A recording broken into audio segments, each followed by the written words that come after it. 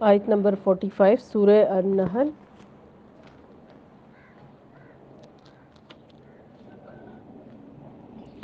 افمن الذین مکروا السیئات ان یخسف اللہ بہم الارض او یأتیہم العذاب من حیث لا یشعرون، پھر کیا وہ لوگ جو دعوت پیغمبر کی مخالفت میں بدتر سے بدتر چالیں چل رہے ہیں اس بات سے بالکل ہی بے خوف ہو گئے کہ اللہ انہیں زمین میں دھسا دے یا ایسے گوشے سے ان پر عذاب لے آئے جدھر سے ان کے آنے کا انہیں وہم و گمان تک نہ ہو۔ کبھی بھی انسان کو اللہ تعالیٰ کے عذاب سے بے خوف نہیں ہونا چاہیے۔ اور یہ بری چالیں کون سی تھیں؟ نبی صلی اللہ علیہ وسلم کو قتل کرنے کی، اسلام کو نقصان دینے کی، اور اسی طرح اللہ تعالیٰ نے جو احکامات ہمارے لیے بھیجے ہیں جب ہم ان پر عمل نہیں کرتے تو بھی مسلسل نافرمانی سے ڈرنا چاہیے، کیونکہ اللہ تعالیٰ کسی بھی وقت انسان کو پکڑ سکتا ہے۔ سنن ترمذی کی حدیث ہے، رسول اللہ صلی اللہ علیہ وسلم نے فرمایا، اس امت کے لوگوں پر زمین میں دھسانے، شکلیں مسخ ہونے اور آسمان سے پتھروں کی بارش برسنے کا عذاب آئے گا۔ مسلمانوں میں سے کسی آدمی نے عرض کیا، یا رسول اللہ یہ کب ہوگا؟ آپ صلی اللہ علیہ وسلم نے فرمایا، جب گانے بجانے والی عورتیں ظاہر ہوں گی، آلات موسیقی عام استعمال ہوں گے اور شرابیں پی جائیں گی، یعنی جب یہ گناہ کبیرہ عام ہو جائیں گے پھر اللہ تعالیٰ طرح طرح کے عذاب بھیجیں گے۔ او یاخذہم فی تقلبہم فما ہم بموجزین، یا اچانک چلتے پھرتے انہیں پکڑ لے یا ایسی حالت میں انہیں پکڑے جبکہ انہیں خود آنے والی مصیبت کا کھٹکا لگا ہوا ہو اور وہ اس سے بچنے کی فکر میں چوکنے ہوں، یعنی مصیبت سر پر آئے گی اور وہ بچنا چاہ رہے ہوں لیکن بچ نہ سکیں گے۔ وہ تو کچھ بھی کرنا چاہیں یہ لوگ اسے عاجز نہیں کر سکتے۔ حقیقت یہ ہے کہ تمہارا رب بڑا ہی نرم اور رحیم ہے۔ اور کیا یہ لوگ اللہ کی پیدا کی ہوئی کسی چیز کو بھی نہیں دیکھتے کہ اس کا سایہ کس طرح اللہ کے حضور سجدہ کرتے ہوئے دائیں اور بائیں گرتا ہے؟ کل بھی ہم نے اس بارے میں پڑھا تھا۔ جب بھی آپ شام کو ڈھلتے سائے دیکھیں تو سجدے کو یاد کریں۔ زمین اور آسمانوں میں جس قدر جاندار مخلوقات ہیں اور جتنے ملائکہ ہیں، سب اللہ کے آگے سر بسجود ہیں۔ وہ ہرگز سرکشی نہیں کرتے کیونکہ سجدہ کرنے والا اپنے رب کے قریب ہوتا ہے۔ یخافون ربہم من فوقہم ویفعلون ما یؤمرون، اپنے رب سے جو ان کے اوپر ہے ڈرتے ہیں اور جو کچھ حکم دیا جاتا ہے اس کے مطابق کام کرتے ہیں۔ تو یہ آیت سجدہ ہے، سجدہ کر لیجئے، اور اس کے لیے باقاعدہ زمین پر لیٹنے کی ضرورت نہیں، سجدہ تلاوت جھک کر بھی ہو جاتا ہے۔ جگہ ہے تو کر لیجئے ورنہ آپ دوسروں کو اذیت نہ دیں۔ اگر آپ کے پاس جگہ نہ ہو، مجمع میں بڑا ہو، سجدے کی آیت پڑھی جائے، سنی جائے تو جہاں تک جھک سکتے ہیں اس طرح جھک کر سجدہ کر سکتے ہیں، کیونکہ بہت مرتبہ سجدے کی جگہ نہ ہونے کی وجہ سے باقاعدہ سجدہ نہیں کر سکتے، تو سجدہ تلاوت میں رخصت ہے۔ افضل تو یہی ہے کہ باقاعدہ سجدہ کیا جائے، لیکن اگر باقاعدہ جگہ نہ ملے تو اتنا ہی جھک کر کام چلایا جا سکتا ہے جیسے بیٹھ کے سجدہ کیا جاتا ہے۔ سجدہ اللہ تعالیٰ کے نزدیک سب سے پسندیدہ عمل ہے۔ صحیح مسلم کی روایت ہے، ابو ہریرہ رضی اللہ عنہ کہتے ہیں کہ رسول اللہ صلی اللہ علیہ وسلم نے فرمایا، سجدہ کرتے ہوئے بندہ اپنے رب کے سب سے زیادہ قریب ہوتا ہے، پس سجدوں میں کثرت کے ساتھ دعا کیا کرو۔ سجدہ اللہ تعالیٰ کے نزدیک نہایت پسندیدہ عمل ہے۔ معدان بن ابی طلحہ یامری سے روایت ہے کہ میں نے سبحان مولا رسول اللہ صلی اللہ علیہ وسلم سے ملا اور عرض کیا کہ آپ مجھے ایسے عمل کی خبر دیں جس کے کرنے سے مجھے اللہ جنت میں داخل کر دے، یا میں نے کہا کہ مجھے اللہ کے نزدیک سب سے پسندیدہ عمل کے بارے میں خبر دیں، وہ خاموش رہے۔ میں نے پھر پوچھا تو وہ خاموش رہے۔ پھر میں نے تیسری مرتبہ پوچھا تو انہوں نے فرمایا، میں نے رسول اللہ صلی اللہ علیہ وسلم سے اس بارے میں سوال کیا تو آپ صلی اللہ علیہ وسلم نے فرمایا، تم پر اللہ کے لیے سجدے کی کثرت لازم ہے، تم جب بھی کوئی سجدہ کرتے ہو تو اللہ اس سجدے کے سبب سے تمہارا ایک درجہ بڑھا دیتا ہے اور اس کے ذریعے تمہاری ایک خطا مٹا دیتا ہے۔ صحیح مسلم کی یہ حدیث ہے۔ تو سجدہ کرنے سے گناہ بھی جھڑتے ہیں اور درجات بھی بلند ہوتے ہیں۔ وقال اللہ لا تتخذوا الہین اثنین، اللہ تعالیٰ فرماتا ہے دو الہ نہ بناؤ، الہ تو بس ایک ہی ہے، لہٰذا تم مجھ سے ڈرو۔ اب بھی دنیا میں ایسے لوگ ہیں آتش پرست جن کا عقیدہ یہ ہے کہ دو خدا ہیں، ایک نیکی کا اور ایک بدی کا۔ اسی کا ہے وہ سب کچھ جو آسمانوں میں اور جو زمین میں، اور خالصاً اسی کا دین ہے ساری کائنات میں چل رہا۔ پھر کیا اللہ کو چھوڑ کر تم کسی اور سے تقویٰ کرو گے، کسی اور سے ڈرو گے؟ وما بکم من نعمت فمن اللہ وما بکم من نعمت فمن اللہ ثم اذا مسکم الضر فالیہ تجارون، تم کو جو بھی نعمت حاصل ہے، اب گنے اپنی نعمتیں گن نہیں سکتے آپ، اللہ ہی کی طرف سے ہے۔ پھر جب کوئی سخت وقت تم پر آتا ہے تو تم لوگ خود اپنی فریادیں لے کر اسی کی طرف دوڑتے ہو۔ توحید کی گواہی تمہارے اپنے نفس کے اندر ہے، تمہیں پتہ ہے کہ تمہیں جب سب کچھ اللہ تعالیٰ نے دیا ہے، دوسروں کو کی باتوں میں آ کر اس حقیقت کا انکار کر رہے ہو۔ مگر جب اللہ تو اس وقت کو ٹال دیتا ہے تو یکایک تم میں سے ایک گروہ اپنے رب کے ساتھ دوسروں کو اس مہربانی کے شکریہ میں شریک کرنے لگتے ہیں، یعنی اللہ کو بھول کر کسی دیوی دیوتا کو نذرانے دینے لگتے ہیں تاکہ اللہ کے احسان کی ناشکری کرے۔ ایسا اچھا تو مزے کر لو، عنقریب تمہیں معلوم ہو جائے گا۔ یہ لوگ جن کی حقیقت سے واقف نہیں ہیں، ان کے حصے میں ہمارے دیے ہوئے رزق میں سے حصے مقرر کرتے ہیں، یعنی بتوں کے نام پر ان کی نظر و نیاز اور بھیڑ چڑھانے کے لیے اپنی آمدنی اور زمینوں میں سے ایک حصہ مقرر کر کے نکالتے ہیں۔ اللہ کی قسم ضرور تم سے پوچھا جائے گا کہ یہ جھوٹ تم نے کیسے گھڑ لیے۔ یہ لوگ جن کی حقیقت سے تم واقف نہیں، ان کے حصے میں ہمارے دیے ہوئے رزق میں سے مقرر کرتے ہیں۔ خدا کی قسم ضرور تم سے پوچھا جائے گا کہ یہ جھوٹ تم نے کیسے گھڑ لیے تھے۔ یہ خدا کے لیے بیٹیاں تجویز کرتے ہیں، سبحان اللہ، اور ان کے لیے وہ جو یہ خود چاہیں۔ جب ان میں سے کسی کو بیٹی کے پیدا ہونے کی خوشخبری دی جاتی ہے تو ان کے چہرے پر سیاہی چھا جاتی ہے اور وہ غم کے گھونٹ پیتا ہے، لوگوں سے چھپتا پھرتا ہے کہ اس بری خبر کے بعد کیا کسی کو منہ دکھائے، سوچتا ہے کہ ذلت کے ساتھ بیٹی کو لیے رہے یا مٹی میں دبائے۔ دیکھو کیسے برے فیصلے ہیں جو یہ لوگ اللہ کے بارے میں کرتے ہیں۔ بری تمثیل کے لائق تو وہ لوگ ہیں جو آخرت میں کا یقین نہیں رکھتے۔ رہا اللہ تو اس کے لیے سب سے برتر صفات ہیں، وہی تو سب پر غالب اور حکمت میں کامل ہے۔ تو اس سے کیا پتہ چلتا ہے کہ بیٹیاں اللہ تعالیٰ ہی کی دین ہوتی ہیں، انہیں برا نہیں سمجھنا چاہیے۔ عقبہ بن عامر رضی اللہ عنہ سے روایت ہے کہ نبی صلی اللہ علیہ وسلم نے فرمایا، بیٹیوں کو ناپسند نہ کرو کیونکہ وہ دل بہلانے والی اور اہمیت کی حامل ہیں، یعنی وہ مانوس کرنے والی ہوتی ہیں، کیئرنگ ہوتی ہیں، ماں باپ کا خیال رکھتی ہیں۔ مرد اور عورت کی نیچر میں کیا فرق ہے؟ دونوں میں سے کیئرنگ کون ہوتا ہے؟ زیادہ عورت، کیونکہ وہ ماں بننے والی ہوتی ہے، اور ایک انسان کے بچے کو کیئر کی بہت ضرورت ہوتی ہے، وہ فطری طور پر خیال رکھنے والی ہوتی ہے۔ مرد عام طور پر اس طرح نہیں ہوتے۔ بہت سی لڑکیاں یہ غلطی کرتی ہیں کہ اپنے شوہروں سے یہ توقع کرتی ہیں کہ جیسے وہ خود خیال رکھتی ہیں بچوں کا، وہ بھی ایسے ہی خیال رکھیں، لیکن ان کے مزاج میں یہ نہیں ہوتا، الا ماشاء اللہ۔ ایکسیپشنل کیسز تو ہر جگہ ہوتے ہیں، بعض مردوں کی عادت بھی بہت کیئرنگ ہوتی ہے۔ تو ایسی صورت میں کیا کرنا چاہیے؟ بیٹا بھی نعمت ہے اور بیٹی بھی نعمت ہے، اس کا شکر ادا کرنا چاہیے، انہیں برا نہیں سمجھنا چاہیے، اور جو بیٹیوں کی اچھی تربیت کرے تو وہ اس کے لیے جہنم سے آڑ ثابت ہوں گی۔ اس حدیث پر یقین رکھتے ہوئے، اچھے اجر کی توقع رکھتے ہوئے بیٹیوں پر دل کھول کر خرچ کرنا چاہیے، کیونکہ بعض لوگ واقعی بڑے سنگ دل ہوتے ہیں۔ وہ کیا کہتے ہیں کہ یہ تو پرائی امانت ہے، بچپن سے ہی تانے دینا شروع ہو جاتے ہیں۔ پرائی امانت، پرائی امانت کیا مطلب؟ اس گھر پر کچھ بھی اس کا حق نہیں ہوتا، تو تمہیں تو آگے جانا ہے، جب آئے گا وقت چلی جائے گی، لیکن اس سے پہلے ہی ڈراتے رہنا چاہیے، یہ کوئی اچھی بات نہیں ہے۔ اس لیے بچیوں کو بالکل بیٹوں کی طرح ہی ان کے ساتھ بھی سلوک ہونا چاہیے۔ حدیث میں آتا ہے کہ جس کی 3 بیٹیاں ہوں تو انہیں وہ اچھی طرح پالے پوسے، اچھی تعلیم و تربیت کرے، وہ اسے جنت میں لے جانے کا ذریعہ ہے۔ عام طور پر جب بیٹی پیدا ہوتی ہے تو کیا کہتے ہیں؟ ہائے بیچاری بیٹی پیدا ہوگی۔ خود اپنے ماں باپ بھی، اوروں کے دل میں ایک امید جاگتی ہے کہ بیٹا ہو جاتا تو کتنا اچھا ہوتا۔ حالانکہ وَلَيْسَ الذَّكَرُ كَالْأُنثىٰ، قرآن پاک میں آتا ہے بیٹا بیٹی کی طرح نہیں ہوتا، بیٹی کا اپنا مقام ہے۔ اللہ تعالیٰ نے ان سے جو کام لینا ہے وہ انہی سے لینا ہے۔ انسانوں کی تخلیق و تربیت پرورش کا کام انہی کے ذمہ ہے، یہ کوئی معمولی کام ہے۔ یعنی مرد تو فیکٹریوں میں کام کرتے ہیں اور عورت کی فیکٹری اس کے ساتھ لگی ہوئی ہے جس میں انسان بنتے ہیں۔ انسان زیادہ قیمتی ہے یا باقی چیزیں؟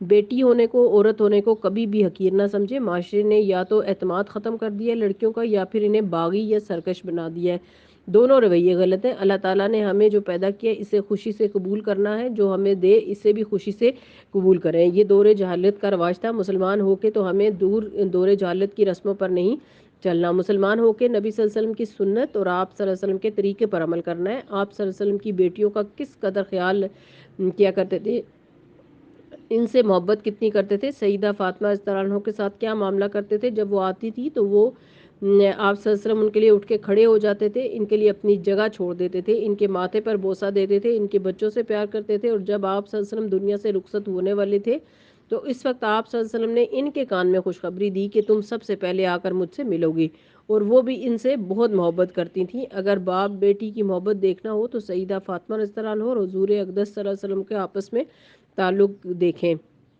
کہ کتنی اچھی بیٹی تھی وہ اور کتنے اچھے باپ تھے آپ صلی اللہ علیہ وسلم۔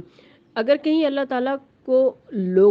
تعالیٰ لوگوں کو ان کی زیادتی پر فوراً ہی پکڑ لیا کرتا تو روئے زمین پر کسی متنفس کو نہ چھوڑتا، لیکن وہ سب کو ایک وقت مقرر تک مہلت دیتا ہے، پھر جب وہ وقت آ جاتا ہے تو اس سے کوئی ایک گھڑی بھر آگے پیچھے نہیں ہو سکتا۔ آج یہ لوگ وہ باتیں اللہ کے لیے تجویز کر رہے ہیں جو خود اپنے لیے انہیں ناپسند ہیں۔ یعنی بیٹیوں کو خود اپنے لیے پسند نہیں کرتے لیکن اللہ کی بیٹیاں قرار دیتے ہیں، اور جھوٹ کہتی ہیں ان کی زبانیں کہ ان کے لیے بھلا ہی بھلا ہے، ان کے لیے تو ایک ہی چیز ہے اور وہ ہے دوزخ کی آگ، ضرور یہ سب سے پہلے اس میں پہنچائے جائیں گے۔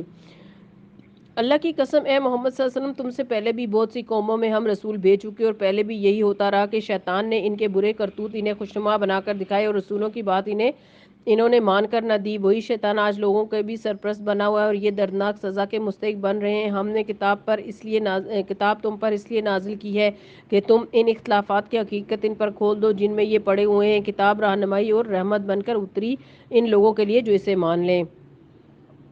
تو اس آیت میں کتاب کی آمد کا مقصد کیا ہے؟ اختلافات کو دور کرنا، انسانوں کو ہدایت فراہم کرنا اور اس کے لیے رحمت جو اسے پڑھے۔ یعنی کوئی بھی شخص دنیا میں کسی بھی مشکل میں، کسی بھی غم میں مبتلا ہے، اگر قرآن پڑھنا شروع کر دے تو اس کے غم دور ہونا شروع ہو جائیں گے۔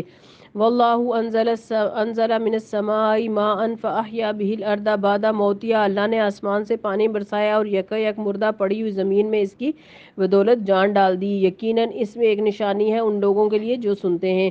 وَإِنَّ لَكُمْ فِي الْأَنْعَامِ لَعِبْرَةً نُسْقِيكُم مِّمَّا فِي بُطُونِهِ مِن بَيْنِ فَرْثٍ وَدَمٍ لَبَنًا خَالِصًا سَائِغًا لِّلشَّارِبِينَ، اور تمہارے لیے مویشیوں میں بھی ایک سبق موجود ہے، ان کے پیٹ اور گوبر اور خون کے درمیان میں ہم ایک چیز تمہیں پلاتے ہیں، یعنی خالص دودھ جو پینے والوں کے لیے نہایت خوشگوار ہے۔ یعنی خالص دودھ حیرت انگیز گائے یا اونٹنی کا تھن دیکھا جائے تو گوشت اور خون کا بنا ہوتا ہے، کچھ عضلات یا پٹھے جو مسلز ہوتے ہیں، لیکن اسی کے اندر اللہ سبحانہ وتعالیٰ نے دودھ کی نالیاں بھی بنائی ہوئی ہیں، اور جب جانور کچھ کھاتا ہے تو وہ چارہ کھاتا ہے، اس سے اس کے جسم کے لیے بھی غذا بنتی ہے اور فضلہ بھی آتا ہے، اور اسی سبز چارے سے دودھ سفید بن جاتا ہے۔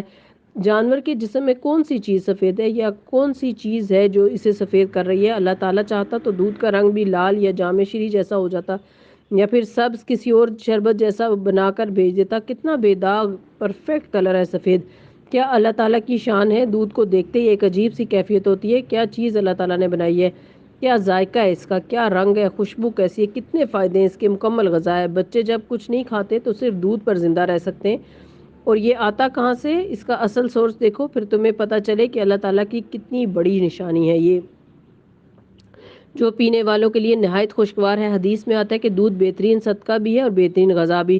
آپ صلی اللہ علیہ وسلم نے فرمایا، میں تمہیں نہیں جانتا کہ کھانے اور پینے دونوں کی کیفیت دودھ کے علاوہ کفایت کوئی اور چیز کر سکتی ہے۔ سلسلہ تو صحیحہ کی حدیث ہے، یعنی کھانے اور پینے دونوں کا کام کرتا ہے دودھ۔ نبی صلی اللہ علیہ وسلم نے فرمایا، جو شخص کسی کو ہدیے میں چاندی یا سونا دے یا کسی کو مشکیزہ دے دے یا کسی کو دودھ پلا دے تو یہ ایسے ہے جیسے ایک غلام آزاد کرنا۔ مسند احمد کی روایت ہے۔ تو دودھ کا صدقہ سونے اور چاندی کے برابر رکھا، اتنا اجر و ثواب ہے۔ تو اگر آپ غلام آزاد کرنا چاہتے ہیں تو دوسروں کو دودھ پلا دیں، جانور وغیرہ جیسے بلی کو بھی پلا سکتے ہیں۔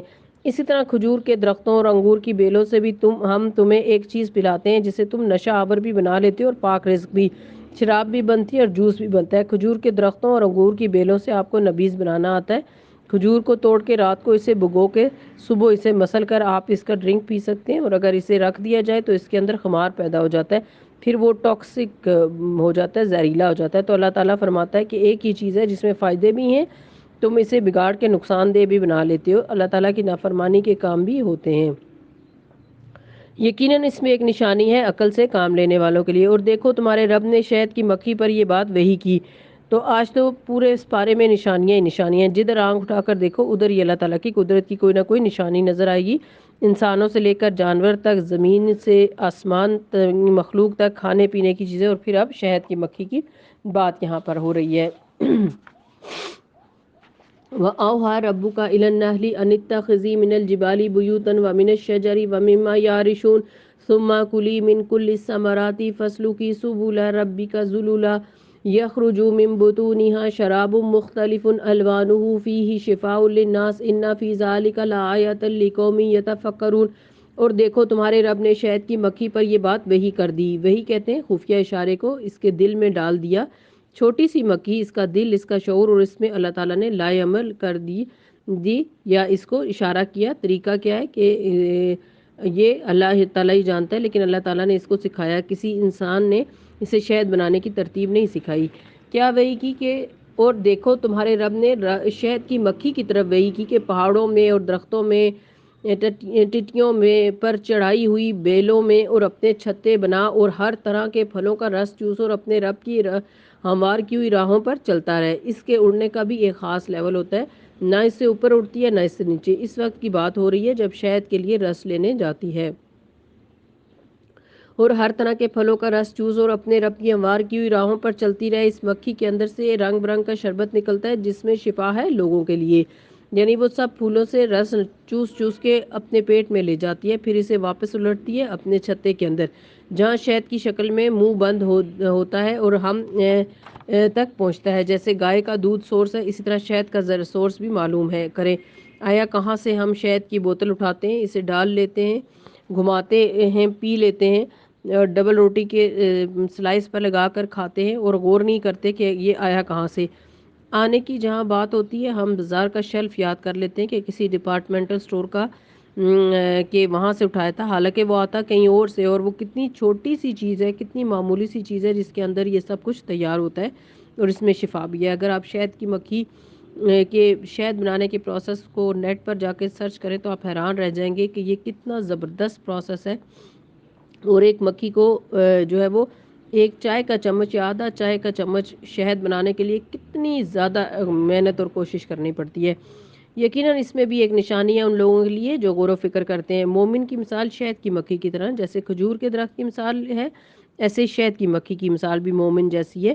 رسول اللہ صلی اللہ علیہ وسلم نے فرمایا مومن کی مثال شہد کی مکھی کی طرح جو پاکیزہ چیز کھاتی ہے اور پاکیزہ پھل دیتی ہے، سلسلۃ الصحیحہ کی حدیث ہے۔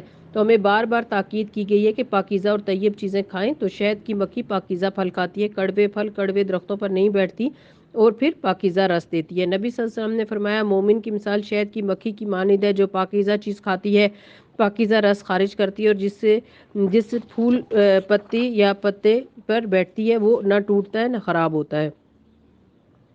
اسی طرح مومن بھی نہ کسی کا دل توڑتا ہے نہ کسی کو نقصان دیتا ہے، یعنی کہیں پر بھی ہوتا ہے وہ اپنا کام کرتا ہے لیکن دوسروں کو تکلیف نہیں دیتا۔ مثلا اگر آپ اپنے گھر میں رہتے ہیں تو آپ اپنے گھر والوں کے ساتھ ایسا معاملہ کریں کہ آپ کی وجہ سے وہ زچ نہ ہو جائیں۔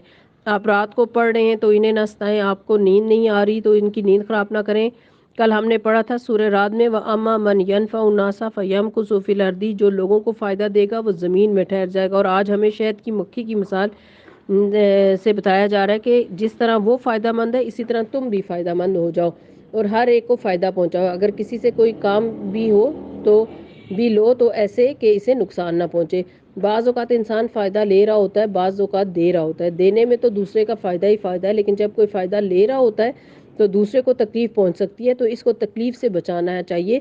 کسی سے کوئی بھی کام لیتے ہوئے، کسی کو کوئی چیز پکڑتے ہوئے، پکڑاتے لیتے ہوئے، بعض لوگ بہت پیار اور آرام سے چیز لیتے ہیں، بعض لوگ چھین کر لیتے ہیں یا پکڑاتے ہیں یا پھینک کے پکڑاتے ہیں، تو ایسی چیزوں سے پرہیز کرنا چاہیے، دوسرے کو تکلیف نہ دیں۔ یہ چھوٹے چھوٹے آداب اور اخلاق جو مینرز ہیں، ایٹیکیٹس ہیں، ہمارے دین نے ہمیں سکھائے ہیں۔ نوک والی چیز کو سامنے رکھ کر دینے کی بھی اجازت نہیں، جیسے چھری وغیرہ اگر دینی ہو یا چاقو یا کینچی تو دستے کی طرف سے دیں تاکہ نوک والی طرف سے دوسرے کو نہ لگے۔ اسلحہ اٹھا کے چلنے پھرنے گھومنے کی ممانعت ہے، یہ اچانک چل نہ پڑے اور دوسرے کی جان نہ جائے۔ اور پھر شہد میں شفا ہے، اس کی گواہی قرآن دیتا ہے۔ اس پر یقین کر کے اپنی زندگی میں شہد کو شامل کریں۔ تھوڑی مقدار آپ کے لیے مناسب ہے تو تھوڑی لیں، زیادہ لے سکتے ہیں تو زیادہ لیں، لیکن بہرحال اس میں شفا ہے، حدیث میں آتا ہے۔ صحیح بخاری کی حدیث ہے شفا 3 چیزوں میں ہے، شہد پینے میں، پچھنے لگوانے میں اور آگ سے داغوانے میں مگر میں اپنی امت کو داغنے سے منع کرتا ہوں۔ اور پچھنے جو ہے وہ یہ ہوتے ہیں ہجامہ کروانا، یعنی کہ ہجامہ میں بہت زیادہ شفا ہے۔ یعنی بعض علاج ایسے ہوتے ہیں جیسے موم بتی ہوتی ہے، اس کے شعلے پر ہاتھ رکھ کر تھوڑی تھوڑی حرارت دیتے ہیں مختلف مقامات پر، پوائنٹس پر، تو ایسے علاج نہیں کرنے چاہیے کیونکہ جلانے اور داغنے سے آپ صلی اللہ علیہ وسلم نے منع کیا ہے۔ واللہ خلقکم ثم یتوفاکم ومنکم من یرد الی ارذل الامور، اور دیکھو اللہ نے تمہیں پیدا کیا پھر وہی تم کو موت دیتا ہے اور تم میں سے کوئی بدترین عمر کو پہنچ جاتا ہے تاکہ سب کچھ جاننے کے بعد پھر کچھ نہ جانے۔ حق یہ ہے کہ اللہ ہی علم میں بھی کامل ہے اور قدرت میں بھی۔ بندوں کے پاس چاہے کتنا بھی علم آ جائے، چاہے جتنی بھی بڑی ڈگری رکھے، جب بوڑھا ہو جاتا ہے تو لوگ اس کی عقل بوڑھے ہو جاتے ہیں لوگ تو ان کی عقل ماری جاتی ہے، وہ سارا علم حاصل کیا ہوا بھولنے لگتا ہے، لیکن اللہ تعالیٰ کا علم اسے کبھی کوئی نہیں بھول سکتا۔ اور دیکھو اللہ نے تم میں سے بعض کو بعض پر رزق میں فضیلت عطا کی، پھر جن لوگوں کو یہ فضیلت دی گئی وہ ایسے نہیں ہیں کہ اپنا رزق اپنے غلاموں کی طرف پھیر دیا کرتے ہوں تاکہ دونوں اس رزق میں برابر کے حصہ دار بن جائیں۔ تو کیا اللہ ہی کا احسان ماننے سے ان لوگوں کو انکار ہے؟ اور وہ اللہ ہی ہے جس نے تمہارے لیے تمہاری ہم جنس بیویاں بنائی، یعنی انسان کی بیوی انسان سے ہی بنائی ہے، اور اسی نے ان بیویوں سے تمہارے بیٹے پوتے عطا کیے اور اچھی اچھی چیزیں تمہیں دکھانے کو دی۔ پھر کیا یہ لوگ یہ سب کچھ دیکھتے ہوئے جانتے ہوئے بھی باطل کو مانتے ہیں اور اللہ کے احسان کا انکار کرتے ہیں اور اللہ کو چھوڑ کر انہیں پوجتے ہیں جن کے ہاتھ میں نہ آسمانوں سے انہیں کچھ بھی رزق دینا ہے اور نہ زمین سے، اور نہ یہ کام وہ خود ہی کر سکتے ہیں؟ پس اللہ کے لیے مثالیں نہ گھڑو، اللہ جانتا ہے تم نہیں جانتے۔ یعنی اللہ تعالیٰ کو انسانوں پر قیاس نہ کرو، یہ نہیں کہہ سکتے کہ اللہ تعالیٰ بھی انسان کی طرح اس کی طرح یا اس کی طرح یہ کر سکتا ہے، نہیں۔ وَلِلَّهِ الْمَثَلُ الْأَعْلَى سورہ نحل میں آتا ہے کہ اللہ کے لیے ہے اعلیٰ مثال۔ لیسا کمثلہ سورہ شورى میں آتا ہے اس کی مثال کی طرح کی کوئی چیز ہے ہی نہیں۔ اللہ ایک مثال دیتا ہے، ایک تو ہے غلام جو دوسرے کا مملوک اور خود کوئی اختیار نہیں رکھتا، دوسرا شخص ایسا ہے جسے ہم نے اپنی طرف سے اچھا رزق عطا کیا اور وہ ان میں سے کھلے اور چھپے خوب خرچ کرتا ہے۔ بتاؤ کیا یہ دونوں برابر ہیں؟ الحمدللہ، مگر اکثر لوگ اس سیدھی بات کو نہیں جانتے۔ اللہ ایک اور مثال دیتا ہے، دو آدمی ہیں، ایک گونگا بہرا کوئی کام نہیں کر سکتا، اپنے آقا پر بوجھ بنا ہوا ہے، جدھر بھی وہ اسے بھیجے کوئی بھلا کام اس سے بن کر نہ آئے۔ دوسرا شخص ایسا ہے کہ انصاف کا حکم دیتا ہے اور خود راست پر قائم ہے۔ بتاؤ کیا یہ دونوں یکساں ہیں؟ اور زمین اور آسمان کے پوشیدہ حقائق کا علم تو اللہ ہی کو ہے، اور قیامت کے برپا ہونے کا معاملہ کچھ دیر نہ لے گا مگر بس اتنی کہ جس میں آدمی کی پلک جھپک جائے، بلکہ اس سے بھی کم حقیقت یہ ہے کہ اللہ سب کچھ جان کر سکتا ہے۔ اللہ نے تمہیں تمہاری ماؤں کے پیٹوں سے نکالا اس حالت میں کہ تم کچھ نہ جانتے تھے، اس نے تمہیں کان دیے، آنکھیں دی، سوچنے والے دل دیے، اس لیے کہ تم شکر گزار بنو۔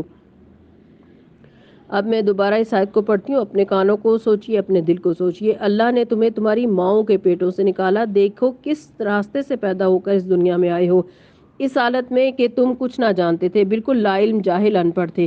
اس نے تمہیں کان دیے، پھر باتیں سن سن کر تم بہت کچھ جاننے لگے، آنکھیں دیں، پھر پڑھنے لکھنے کے قابل ہوئے، سوچنے والا دل دیا، پھر جو سنا تھا دیکھا تھا اس پر غور بھی کرنے لگے، تجزیے کرنے لگے، اس کے اچھے برے کا فرق کرنے لگے۔ یہ سب کچھ تمہیں کس نے دیا؟ تاکہ تم شکر گزار بن جاؤ۔ کیسے شکر کریں گے؟ ان ساری نعمتوں کو اللہ تعالیٰ کی پسند میں لگا کر، آنکھ سے ایسی چیز نہ دیکھیں جو اللہ کو ناپسند ہو، کان سے وہ بات نہ سنیں جیسے خاص طور پہ میوزک وغیرہ جو اللہ تعالیٰ کو ناپسند ہو، دل میں وہ خیال نہ رکھے جو اللہ تعالیٰ کو ناپسند ہو۔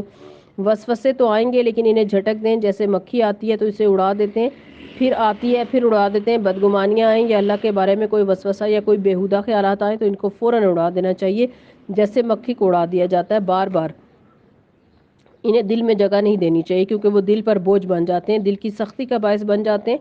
اگر پھر بھی آتے رہیں تو اللہ تعالیٰ سے دعا کرنی چاہیے کیونکہ دل اللہ تعالیٰ کے ہاتھ میں ہے، اللہ تعالیٰ جدھر چاہے ادھر موڑ دیتا ہے۔ یاد رکھیں یہ وہ نعمتیں ہیں جن کے بارے میں سوال ہوگا۔ سورہ بنی اسرائیل میں آتا ہے ان السمع والبصر والفؤاد کل اولئک کان عنہ مسئولا، بے شک کان، آنکھیں اور دل ان سب سے سوال کیا جائے گا۔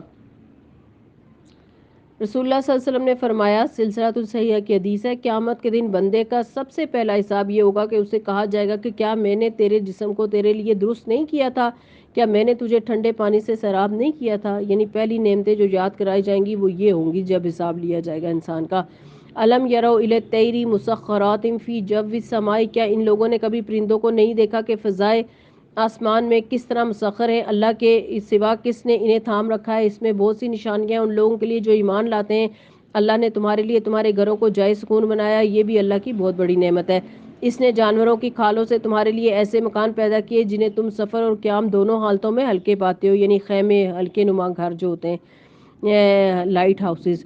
اس نے جانوروں کے صوف اور اون اور بالوں سے تمہارے لیے پہننے اور برتنے کی بہت سی چیزیں پیدا کی جو زندگی کی مدت مقرر تک تمہارے کام آتی ہیں۔ اس نے اپنی پیدا کی ہوئی بہت سی چیزوں سے تمہارے لیے سائے کا انتظام کیا، جیسے درخت اور پہاڑ وغیرہ۔ پہاڑوں میں تمہارے لیے پناہ گاہیں بنائیں، غار جیسے بنائے، اور تمہیں ایسی پوشاکیں بخشیں جو تمہیں گرمی سے بچاتی ہیں، یعنی ایسے مٹیریل پیدا کیے جنہیں پہن کر گرمی کم لگتی ہے، اور کچھ دوسری پوشاکیں جو آپس کی جنگ میں تمہارے حفاظت کرتی ہیں، یعنی لوہے کی زرہیں وغیرہ۔ اس طرح وہ تم پر اپنی نعمتوں کی تکمیل کرتا ہے شاید کہ تم فرما بردار بنو، یعنی یہ سب کچھ پا کر کیا کرنا ہے؟ اللہ تعالیٰ کا فرما بردار بننا ہے، شکر ادا کرنا ہے۔ اگر یہ لوگ منہ موڑتے ہیں تو اے محمد صلی اللہ علیہ وسلم آپ پر صاف صاف پیغام حق پہنچا دینے کے سوا کوئی ذمہ داری نہیں۔ یعرفون بنعمت اللہ، وہ اللہ کی نعمتوں کو پہچانتے ہیں، ثم ینکرونہا، پھر اس کا انکار کر دیتے ہیں، وَأَكْثَرُهُمُ الْكَافِرُونَ، اور ان میں سے اکثر کافر ہے۔ یعنی انسانوں سے جب پوچھا جاتا ہے کہ یہ سب کس نے بنایا، بعض اوقات وہ کہتے ہیں کہ یہ اللہ تعالیٰ نے پیدا کیا، لیکن اللہ تعالیٰ کی پیدا کی ہوئی چیزوں کو استعمال کرنے کے بعد وہ اللہ تعالیٰ کے وفادار نہیں بنتے۔ اسی طرح قیامت کے دن اللہ تعالیٰ جب نعمتوں کی پہچان کرائے گا تو بس پہچان لیں گے، تو یعرفون فعل مضارع ہے، پہچانتے ہیں، پہچانیں گے، دونوں طرح سے آتا ہے، لیکن جو شخص پہچانتا ہے اور اللہ تعالیٰ کا شکر ادا کرتا ہے تو اللہ تعالیٰ اسے بلند مقام عطا کرتے ہیں۔ سنن ترمذی کی حدیث ہے، رسول اللہ صلی اللہ علیہ وسلم نے فرمایا، کھانے والا شکر گزار صبر کرنے والا روزہ دار کے برابر، یعنی ثواب میں، یعنی جن دن میں جب آپ روزہ رکھتے ہیں اور صبر کرتے ہیں تو اجر پاتے ہیں، اور رات کو روزہ کھول کے شکر کرتے ہیں پھر بھی مزید اجر ملتا ہے۔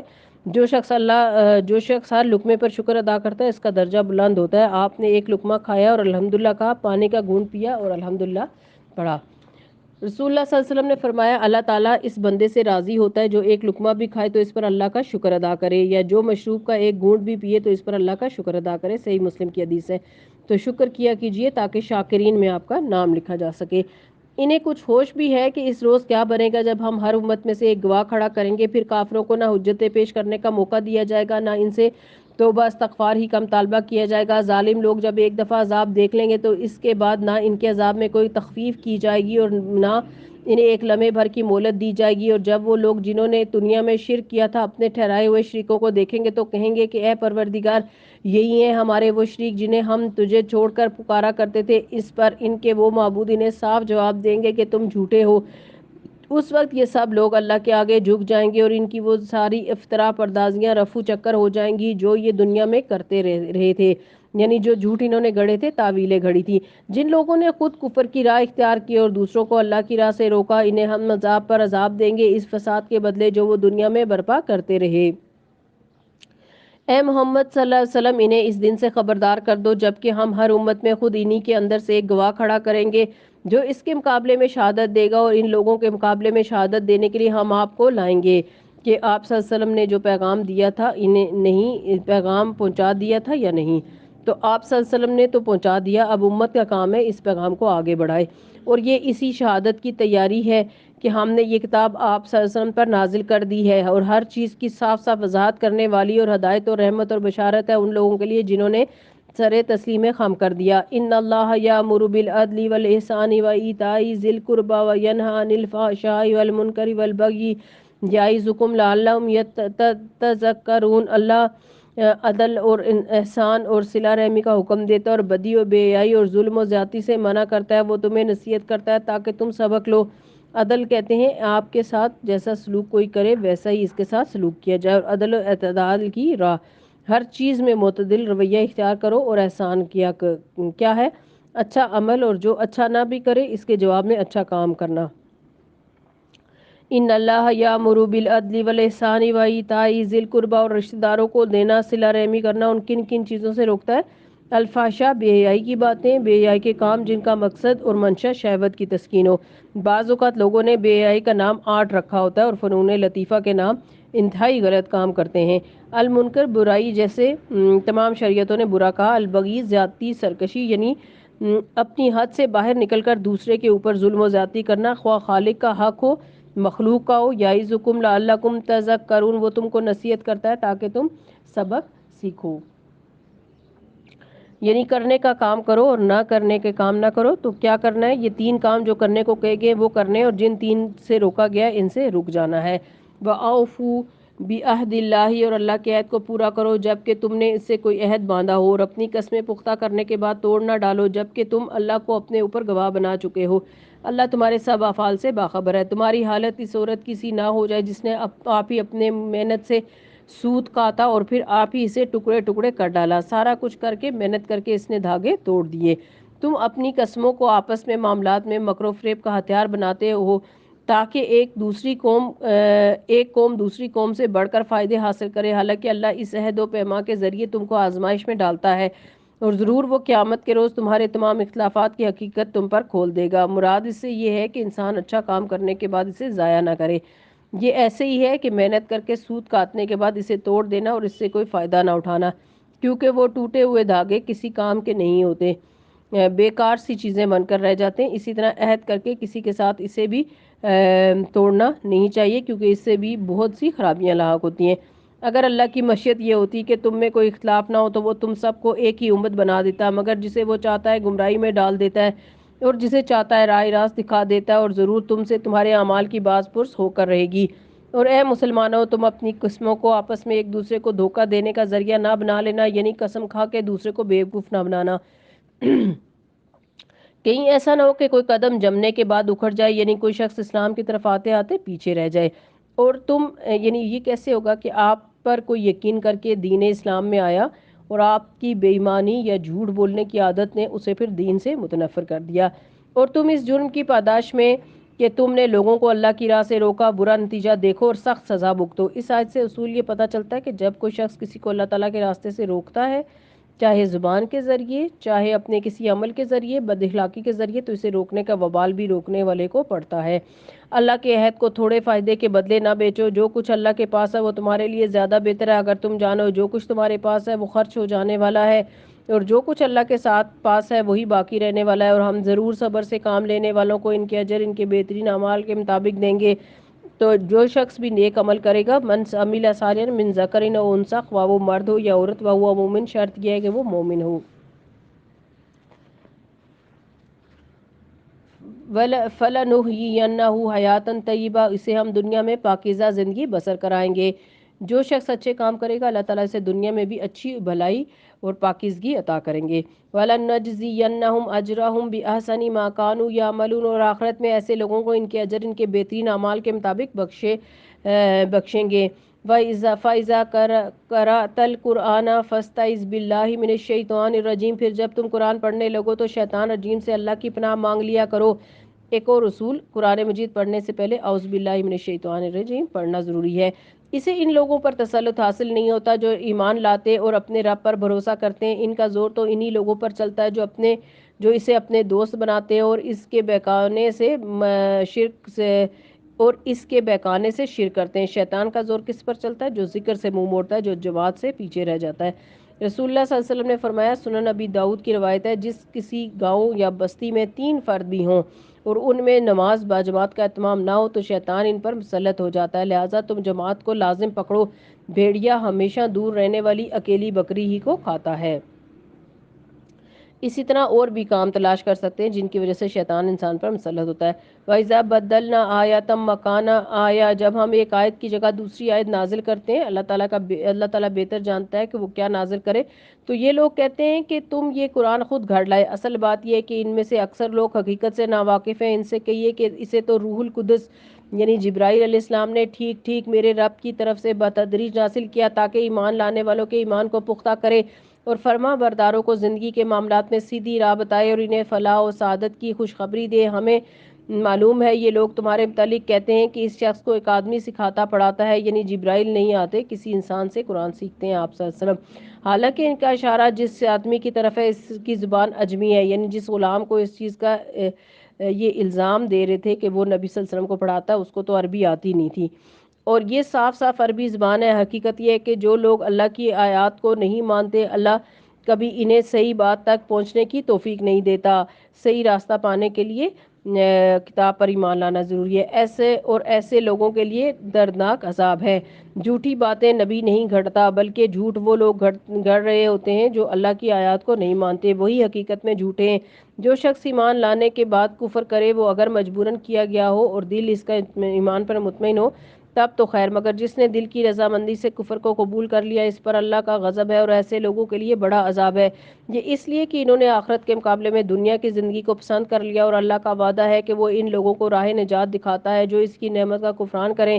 یہ وہ لوگ ہیں جن کے دلوں اور کانوں اور آنکھوں پر اللہ نے مہر لگا دی، یہ غفلت میں ڈوب چکے ہیں۔ ضرور ہے کہ آخرت میں یہی خسارے میں رہیں گے، برخلاف اس کے جن لوگوں کا حال یہ ہے کہ جب ایمان لانے کی وجہ سے ستائے گئے تو انہوں نے گھر بار چھوڑ دیے، ہجرت کی، راہ خدا میں سختیاں جھیلیں اور صبر سے کام لیا۔ ان کے لیے یقیناً تیرا رب غفور الرحیم ہے، ان سب کا فیصلہ اس دن ہو جائے گا جبکہ ہر شخص اپنے ہی بچاؤ کی فکر میں لگا ہوگا اور ہر ایک کو اس کے کیے کا بدلہ پورا پورا دے دیا جائے گا اور کسی پر ذرہ برابر ظلم نہ ہونے پائے گا۔ پھر اللہ تعالیٰ ایک بستی کی مثال دیتے ہیں، اشارہ ہے مکہ کی طرف۔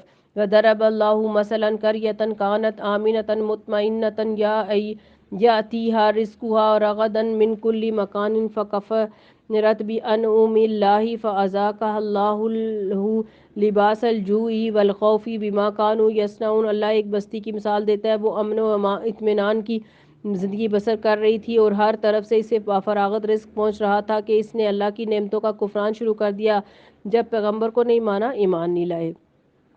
تب اللہ نے اس کے باشندوں کو ان کے کرتوتوں کا یہ مزہ چکھایا کہ بھوک اور خوف کی مصیبت ان پر چھا گئی۔ ان کے پاس ان کی اپنی قوم میں سے ایک رسول آیا مگر انہوں نے اسے جھٹلا دیا۔ آخرکار عذاب نے انہیں آ لیا جب وہ ظالم ہو چکے تھے۔ اس سے یہ پتہ چلتا ہے کہ جب انسان شکر ادا کرتا ہے تو اس کی نعمتیں بڑھتی رہتی ہیں اور جب وہ انسان ناشکری کرتا ہے تو اس کی نعمتیں پہلے والی بھی ختم ہو جاتی ہیں، جیسا کہ اس آیت میں بتایا گیا ہے۔ بس اے لوگو، اللہ نے جو کچھ حلال اور پاک رزق تم کو بخشا ہے اسے کھاؤ اور اللہ کے احسان کا شکر ادا کرو اگر تم واقعی اس کی بندگی کرنے والے ہو۔ اس سے یہ پتہ چلتا ہے کہ شکر عبادت ہے۔ اللہ نے جو کچھ تم پر نازل کیا ہے وہ ہے مردار اور خون۔ اللہ نے تم پر جو کچھ حرام کیا ہے وہ ہے مردار اور خون اور سور کا گوشت اور وہ جانور جس پر اللہ کے سوا کسی اور کا نام لیا گیا ہو، البتہ بھوک سے مجبور ہو کر اگر کوئی ان چیزوں کو کھا لے بغیر اس کے کہ وہ قانون الہی کی خلاف ورزی کا خواہش مند ہو یا حد ضرورت سے تجاوز کا مرتکب ہو تو یقیناً اللہ معاف کرنے والا اور رحم فرمانے والا ہے۔ اور یہ جو تمہاری زبانیں جھوٹے الزام لگایا کرتی ہیں کہ یہ حلال ہے اور وہ حرام ہے، تو اس طرح کے حکم لگا کر اللہ پر جھوٹ نہ باندھا کرو۔ جو لوگ اللہ پر جھوٹے افطرا باندھتے ہیں وہ ہرگز فلاح نہیں پایا کرتے۔ دنیا کا عیش چند روزہ ہے، آخرکار ان کے لیے دردناک سزا ہے۔ اس سے کیا پتہ چلتا ہے کہ حلال اور حرام کے قاعدے مکمل ہو چکے، ان احکامات مکمل ہو چکے۔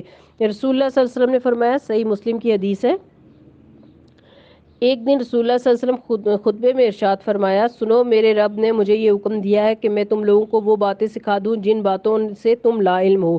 میرے رب نے آج کے دن مجھے وہ باتیں سکھا دی ہیں۔ میں نے اپنے بندے کو جو مال دیا ہے وہ اس کے لیے حلال ہے اور میں نے اپنے بندوں کو حق کی طرف رجوع کرنے والا پیدا کیا، لیکن شیاطین ان کے پاس آ کر انہیں ان کے دین سے بہکاتے ہیں اور میں نے اپنے بندوں کے لیے جن چیزوں کو حلال کیا ہے وہ ان کے لیے حرام قرار دیتے ہیں اور وہ انہیں ایسی چیزوں کو میرے ساتھ شریک کرنے کا حکم دیتے ہیں کہ جس کی کوئی دلیل میں نے نازل نہیں کی۔ صحیح مسلم کی حدیث ہے۔ یعنی اللہ تعالیٰ نے جو حلال اور حرام کیا اسے دیکھو، بندوں کے حلال حرام کے پیچھے مت جاؤ۔ کوئی مفتی کسی بھی چیز کو حرام کا فتویٰ دے، اسے حرام نہ سمجھو جب تک کہ اللہ تعالیٰ نے اسے حرام نہ قرار دیا ہو۔ وہ چیزیں ہم نے خاص طور پر یہودیوں کے لیے حرام کی تھی جن کا ذکر ہم تم سے اس سے پہلے پیچھے کر چکے۔ سورہ انعام آیت نمبر 146 کی طرف اشارہ ہے یہاں پہ۔ اور یہ ان پر ہمارا ظلم نہ تھا بلکہ ان کا اپنا ہی ظلم تھا جو وہ اپنے اوپر کر رہے تھے۔ البتہ جن لوگوں نے جہالت کی بنا پر برا عمل کیا اور پھر توبہ کر کے اپنے عمل کی اصلاح کر لی تو یقیناً توبہ اور اصلاح کے بعد تیرا رب ان کے لیے غفور الرحیم ہے۔ ان ابراہیم کان امۃ قانتا للہ حنیفا۔ واقعہ یہ ہے کہ ابراہیم علیہ السلام اپنی ذات سے ایک پوری امت تھا، اللہ کا مطیع فرمان اور یکسو، وہ کبھی مشرک نہ تھا۔ یعنی شرک سے بچنے کی تلقین کرتے ہوئے اللہ تعالیٰ پھر ایک مثال دے رہے ہیں۔ اللہ کی نعمتوں کا شکر ادا کرنے والا تھا، شاکر بھی تھے وہ۔ اللہ نے اسے چن لیا اور سیدھا راستہ دکھایا۔ یہ خوبیاں، یہ کوالٹیز ہوتی ہیں تو اللہ تعالیٰ اپنے کام کے لیے بندے کو چنتا ہے۔ دنیا میں اسے بھلائی دی اور آخرت میں وہ یقیناً صالحین میں سے ہوگا۔ پھر ہم نے تمہاری طرف یہ وحی بھیجی کہ ایک یکسو ہو کر ابراہیم علیہ السلام کے طریقے پر چلو اور وہ مشرکوں میں سے نہ تھا، رہا سب تو وہ ہم نے ان لوگوں پر مسلط کیا تھا جنہوں نے ان کے احکام میں اختلاف کیا، اور یقیناً تیرا رب قیامت کے روز ان سب باتوں کا فیصلہ کر دے گا جن میں وہ اختلاف کرتے رہے ہیں۔ اے نبی صلی اللہ علیہ وسلم، اپنے رب کے راستے کی طرف دعوت دو اور حکمت اور عمدہ نصیحت کے ساتھ اور لوگوں سے مباحثہ کرو ایسے طریقے پر جو بہترین ہو۔ تمہارا رب ہی زیادہ بہتر جانتا ہے کہ کون اس کی راہ سے بھٹکا ہوا ہے اور کون راہ راست پر ہے۔ اور اگر تم لوگ بدلہ لو تو بس اسی قدر لے لو جس قدر تم پر زیادتی کی گئی ہو، لیکن اگر تم صبر کرو تو یقیناً یہ صبر کرنے والوں ہی کے حق میں بہتر ہے۔ اے محمد صلی اللہ علیہ وسلم، صبر سے کام لیے جاؤ اور تمہارا یہ صبر اللہ ہی کی توفیق سے ہے۔ ان لوگوں کی حرکات پر رنج نہ کرو اور نہ ان کی چال بازیوں پر دل تنگ ہو۔ اللہ ان لوگوں کے ساتھ ہے جو تقوی سے کام لیتے اور احسان پر عمل کرتے ہیں۔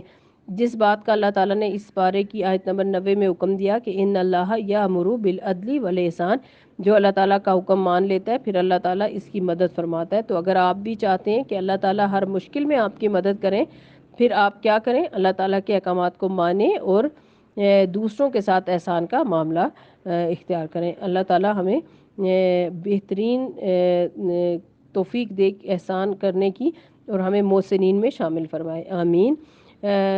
اللہم ثبت بکلمہ لا الہ الا اللہ عند الموت، اللہم زینا بزینۃ الایمان، آمین۔ وآخر دعوانا ان الحمد للہ رب العالمین، سبحانک اللہم وبحمدک، اشہد ان لا الہ الا انت، استغفرک واتوب الیک۔ السلام علیکم ورحمۃ اللہ وبرکاتہ۔